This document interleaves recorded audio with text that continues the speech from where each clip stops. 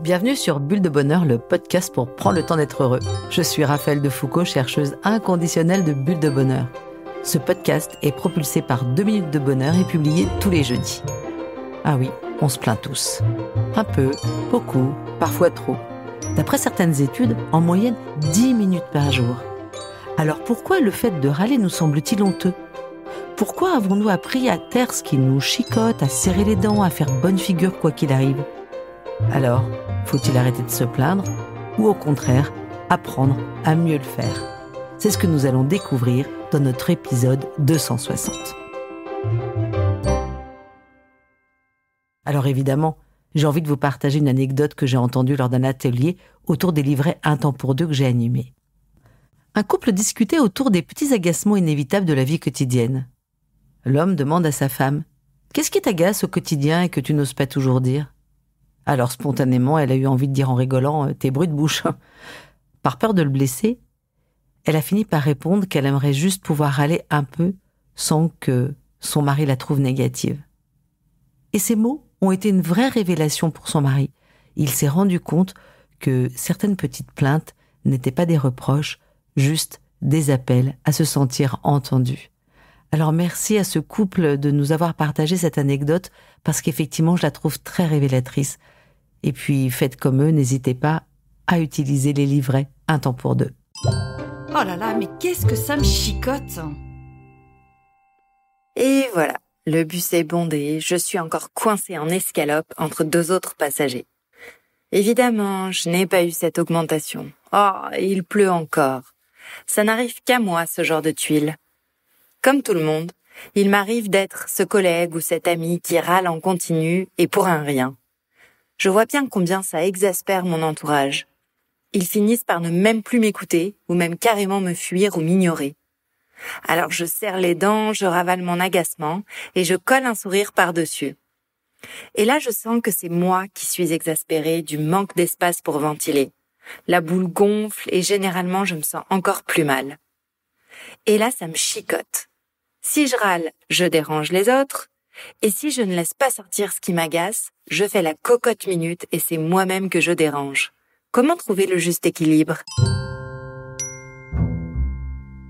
Nous avons tous dans notre entourage respectif un petit Calimero, du nom de ce petit poussin jaune du dessin animé qui se plaint de tout et tout le temps.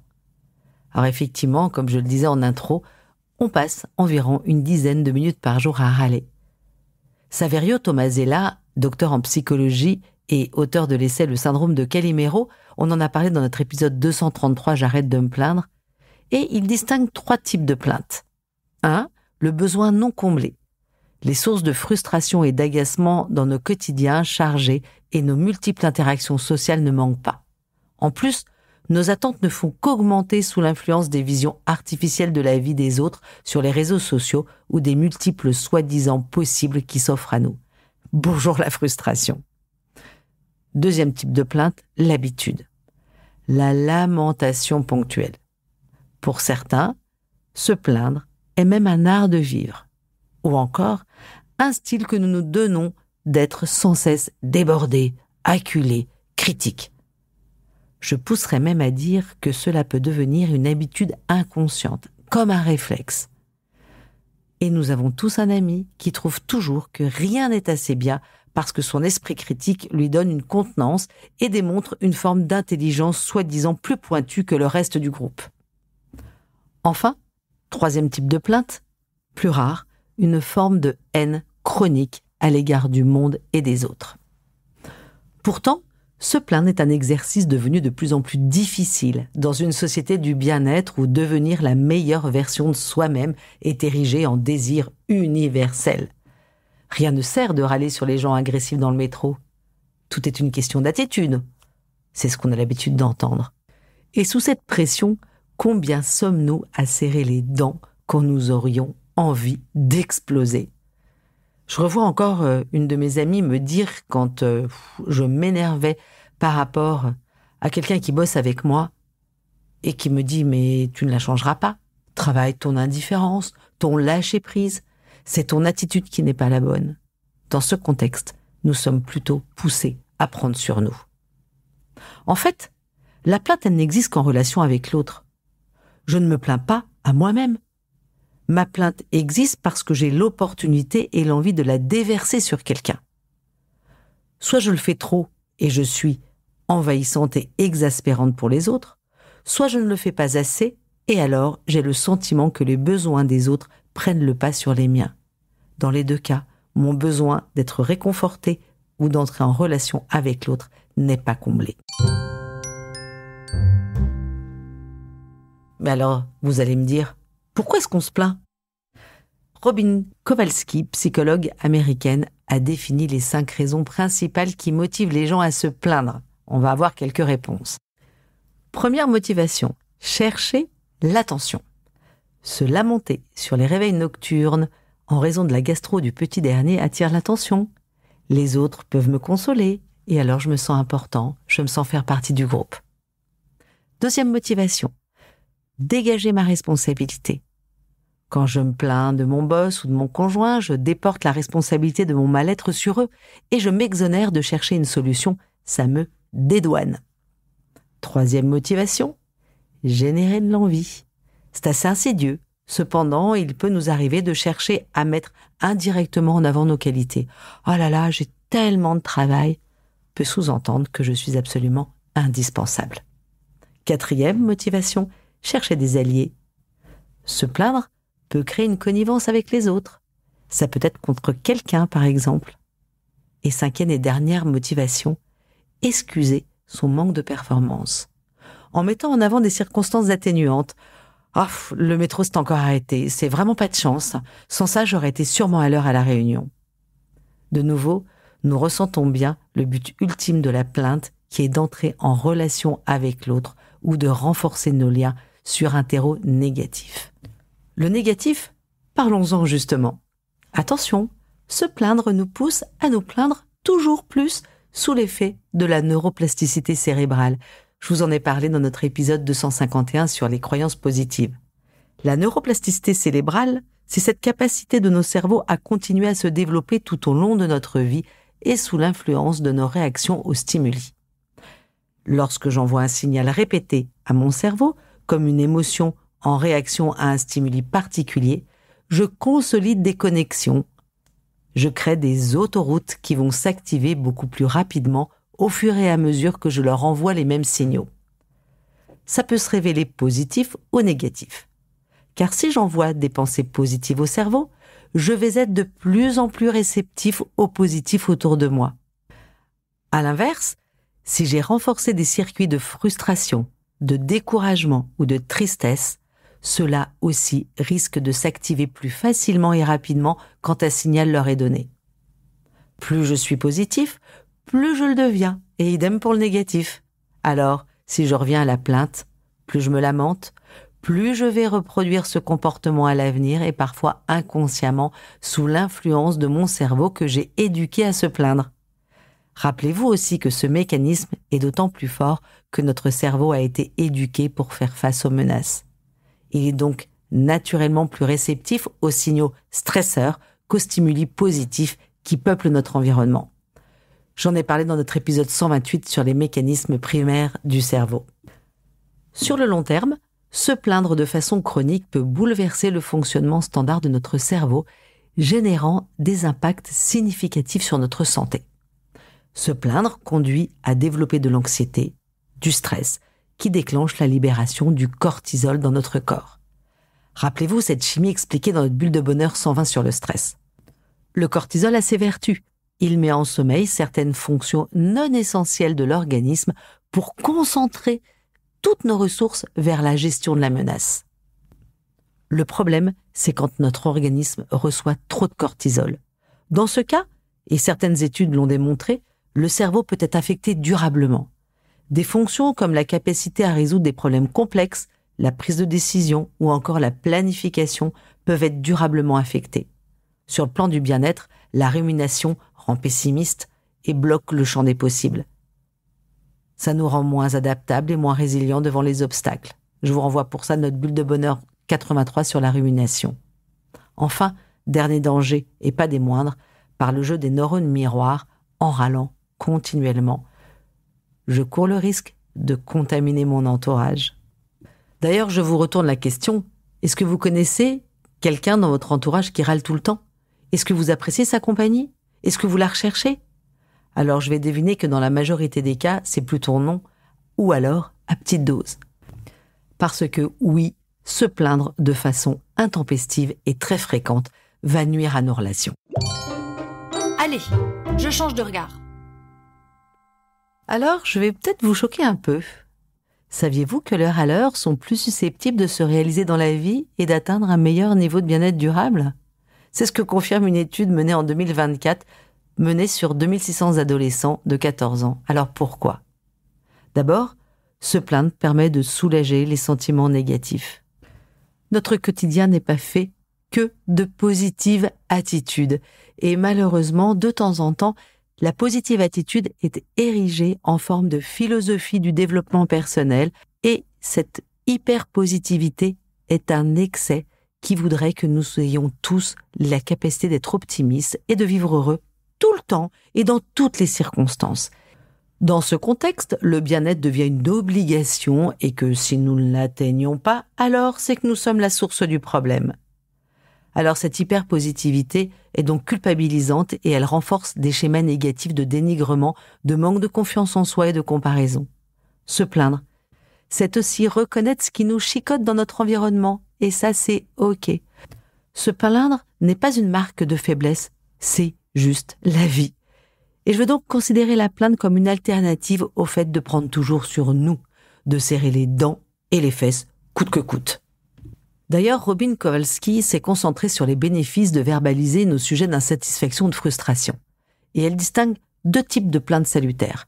La première, la plainte expressive, qui permet juste de ventiler, d'évacuer l'émotion négative et son déclencheur en levant le couvercle et en laissant littéralement sortir de nous ce qui nous agace. Et puis la plainte instrumentale, qui permet de se mettre en action pour atteindre un objectif et dépasser un obstacle. Dans les deux cas, se plaindre a la vertu de nous permettre de faire un pas de côté pour prendre du recul sur une situation dérangeante et de poser des mots sur notre ressenti. Cela nous permet aussi de relâcher la pression de la cocotte minute et d'éviter d'exploser ou d'imploser. Et oui, par nature, se plaindre suppose une relation, suppose d'avoir un auditoire pour partager ce qui nous traverse. Or, pour ce faire, nous avons à trouver et poser des mots sur ce qui se passe en nous. Cela peut représenter un effort, pourtant, souvent le fait de verbaliser crée de la fluidité et de la clarté. Le simple fait d'extérioriser remet de l'ordre dans nos ressentis et l'objet de nos lamentations. Mettre des mots est un vecteur de sens qui nous aide à y voir plus clair. C'est un bienfait comparable à ceux de l'écriture dont j'ai déjà parlé dans notre épisode 156. Ça me fait penser à la mère de famille qui le soir se plaint des enfants qui ont été insupportables en fin de journée au retour du boulot. Et le père, très attentionné vis-à-vis de sa femme, lui dit « Mais écoute, prends davantage la babysitter ». Et en fait, la femme qui se sent incomprise, en fait, elle avait simplement besoin d'exprimer ce qu'elle était en train de vivre. Même si la plainte excessive a des méfaits sur l'entourage et sur le lien aux autres, la plainte, de façon raisonnée et raisonnable, renforce au contraire nos relations. Ce peut être dans la petite plainte de tous les jours. Vous aussi, vous avez déjà connecté d'un regard quelqu'un lorsque vous attendiez patiemment, enfin, semi-patiemment au guichet de la poste. Ce peut être aussi en co-ruminant franchement avec nos pairs.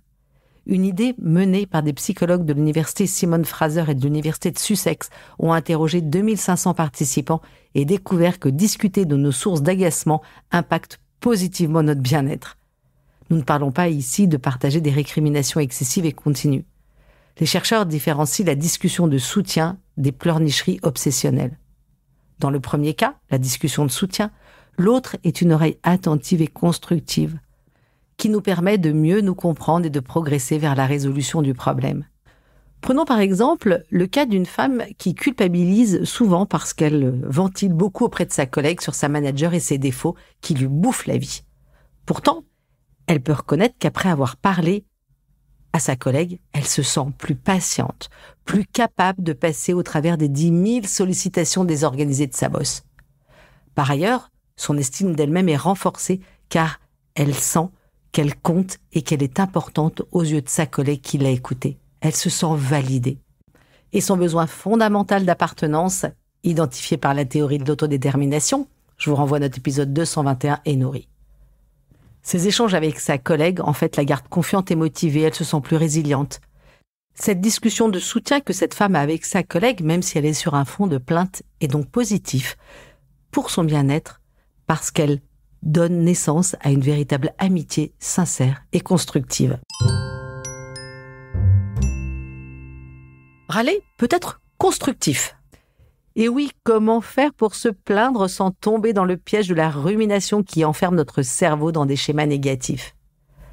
Alors, Saverio Tomasella a observé 5 critères qui permettent de qualifier une plainte constructive. 1. Elle doit être honnête et rester factuelle. 2. Elle a besoin d'être respectueuse et ne pas constituer une attaque dirigée contre quelqu'un. 3. La plainte doit être constructive dans le sens « que puis-je apporter comme piste de solution ?» 4. Elle est facilitatrice. Elle doit permettre de sortir du conflit, de l'obstacle dans lequel nous nous sentons englués. Et enfin, elle est assertive. Rappelez-vous cette belle attitude dont je vous ai parlé dans notre épisode 256. L'assertivité permet un juste équilibre entre le respect de soi et des autres. C'est ce qui nous permet de sortir d'une situation potentiellement conflictuelle sans mettre à mal sa relation à l'autre. Évidemment, cette approche repose sur quelques prérequis. Je vous invite à être doux et bienveillant avec vous-même. Trop souvent, vous décuplez les effets négatifs de la plainte en vous accusant d'être trop nul de vous plaindre, en culpabilisant de le faire, en vous sentant faible. Trop souvent, vous décuplez les effets négatifs de la plainte en vous accusant d'être trop nul de vous plaindre, en culpabilisant de le faire, en vous sentant faible. Souvent, votre discours intérieur avec vous-même est bien plus dur que les traitements que vous avez avec les autres. Rappelez-vous, soyez votre meilleur ami. Vous pouvez réécouter notre épisode 137 sur la bienveillance. Ensuite, j'ai envie de vous recommander d'apprendre à reconnaître et à parler de vos émotions. C'est vrai que ça exige une véritable attention à soi. Cependant, vos émotions sont vos alliés. Vous pouvez réécouter toute la saga que j'ai faite avec Angélique Gimnès sur ces sujets-là. Et pour communiquer vos émotions aux autres et être capable d'adopter une posture constructive, c'est important de vous montrer aussi vulnérable. C'est accepter d'ouvrir le kimono et dire comment vous vous sentez, et l'exercice est loin d'être facile, j'en conviens. Dans certains contextes, que ce soit professionnel ou personnel, cela peut être un véritable défi. Se plaindre, c'est aussi oser se plaindre. C'est aussi reconnaître ses limites et accepter de se laisser voir ainsi en faisant tomber les masques. Petit détour vers notre bulle de bonheur 49 sur la vulnérabilité. Et puis enfin, se plaindre, oui, avec les bonnes personnes. Râler auprès d'un inconnu est certainement libérateur. Cependant, vous en retirez plus de bienfaits lorsque vous vous ouvrez à des gens que vous aimez, que vous estimez. Car ce sont eux dont l'opinion, la validation sont importantes à vos yeux. Co-ruminer est une stratégie gagnante avec des gens qui comptent pour vous. Et hop, je me lance. En bref, si je résume, se plaindre. 1. Soulage la répression émotionnelle. 2. Peut augmenter la résilience. Et 3. Commence par une attitude assertive et bienveillante envers soi-même. À vous de jouer, chers auditeurs. Cette semaine, il y a de fortes chances que vous râliez. La carte de 2 minutes de bonheur vous propose de bien choisir auprès de qui et d'observer combien cela transforme votre expérience. Nous nous quittons avec une citation de Saint-Évremond qui résume si bien le message de cet épisode. La conversation de 2 amis rend leurs biens et leurs maux communs. Elle augmente leur plaisir et diminue leur peine. Rien ne soulage tant la douleur que la liberté de se plaindre. Avec Bulle de Bonheur, prenez le temps d'être heureux. Merci pour votre écoute. Si vous avez aimé, dites-le nous avec 5 étoiles. Laissez vos commentaires et envoyez des bulles de bonheur à vos amis et partagez ce podcast. Inscrivez-vous à la newsletter en allant sur notre site 2 minutes de bonheur pour être notifié des prochains épisodes. C'est aussi très facile de nous trouver sur les réseaux sociaux, Facebook et Instagram. Il suffit de chercher 2 minutes de bonheur. Bulle de bonheur est propulsée par 2 minutes de bonheur, des outils pour créer du lien et prendre le temps d'être heureux.